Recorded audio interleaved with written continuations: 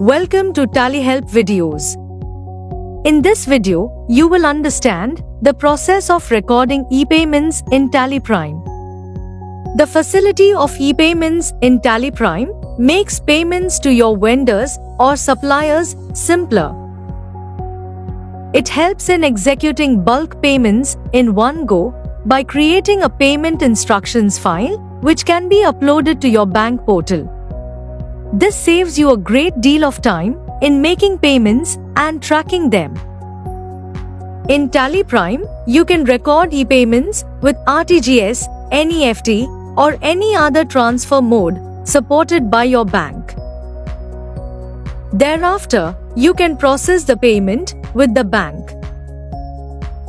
This facility makes the payment process easy, hassle-free, and accurate. It also helps you build better relationship with your suppliers. To start making e-payments to your suppliers, you first need to set up your bank ledger. Consider that you have an account in Kotak Mahindra Bank through which you want to make e-payments. From Gateway of Tally, alter Master and select Ledger. Select the Kotak Mahindra Bank ledger. Ensure that you enter the account number, IFS code, and client code. Now, let's set alter the bank configuration. Set Enable e-payments as Yes. Press Y and you can view the banks supported for e-payments. You need to contact your bank to enable bulk e-payments facility. Moreover, you will need to enable the bank reverse file facility at the bank so that you can import the bank reverse file into Tally Prime and update the payment status. You can find the details for your bank in the Tally Help page. Now, set alter the e-payments configuration. Consider that your bank follows the system of product code. Let's specify the product code based on the payment type. Enter the product codes for payments. Press Ctrl A to save. Specify the path for all the files related to e-payments. Press Ctrl A to save the configuration. Now, press Ctrl A to save the ledger. Now that we have all the necessary details in the bank ledger, let's proceed to record an e-payment. Press Alt-G and select Create Voucher. The voucher type can be payment, contra, or journal as needed. Consider that you are making e-payments through a payment voucher. Select the bank ledger. Now, select the ledger account. Enter the amount to be paid.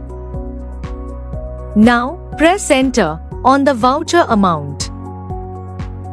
In the bank allocation screen, the transaction type can be e-fund transfer, e-check or EDD as supported by your bank. Select the relevant e-fund transfer. Let's select NEFT. If there are bank details in the party ledger, those will be pre-filled here. Verify the details and press Ctrl A. Press Ctrl A to save the voucher. Now, let's view the e-payments report. Press Alt-G, type or select banking activities and press Enter. In the e-payments column, select the bank ledger and press Enter. The e-payments report provides you with an overview of the unreconciled e-payments. You can see the count and amount of transactions that are pending for sending to bank and sent to bank unreconciled. Drill down further and you can view the sections of the report. In the Ready for Sending to Bank section, you can view the payment voucher that we just recorded. Press Escape. In incomplete or incorrect transaction details, you can view the transactions with errors that need to be resolved. Press Escape. Let's go into the mismatch in bank details with Masters section.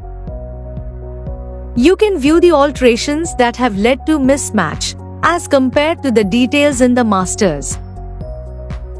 You can resolve the errors and warnings so that the voucher will be ready to be sent to the bank.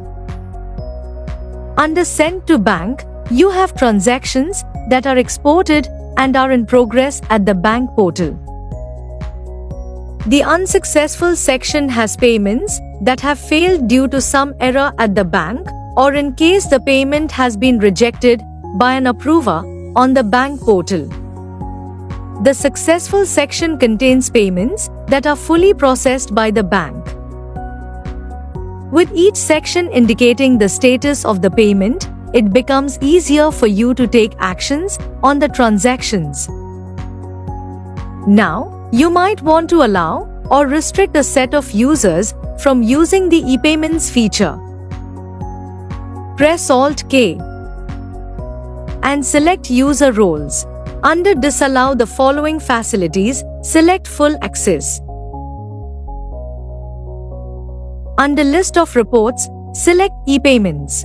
Now, select End of List.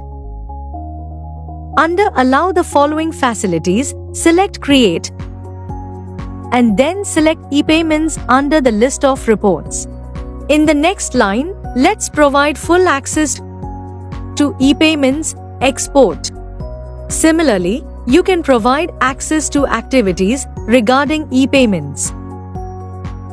To know more about the user access to activities, you can watch our video, How to Restrict or Disallow Users from Performing Certain Activities in TallyPrime.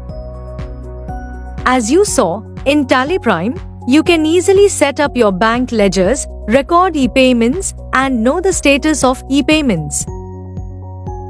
Moreover, you can also restrict or disallow users from performing a few activities. Thank you. On any screen in TallyPrime, press Ctrl F1 to learn how to complete the task.